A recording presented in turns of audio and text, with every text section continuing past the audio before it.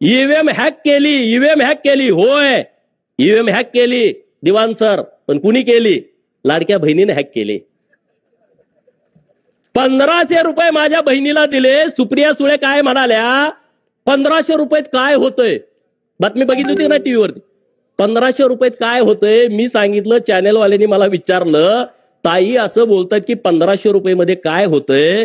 मी त्या चॅनेलवाल्यांना सांगितलं, हे 1500 रुपये मुंबईमध्ये ताज हॉटेलला बसून 1,500 रुपयाची कॉफी पिणाऱ्यासाठी नाहीत.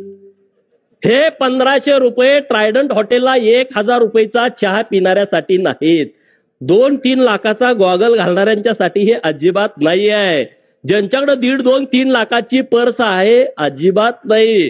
ज्यांच्या पायामध्ये 1.5 लाखाचा, 50,000चा, 1 लाखाचा उंची सॅन्डल आहे, त्यांच्यासाठी नाही. लिपस्टिक वाल्यांच्यासाठी नाही.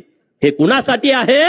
मार्करवाडीमध्ये जी माझी बहीण रानामध्ये काम करते आणि तिच्या अंगामध्ये ताप आला, कणकणी आली, थंडी आली आणि तिच्याकडे 50 रुपये इंजेक्शनासाठी नाही, त्या माझ्या बहिणीसाठी ही योजना आहे.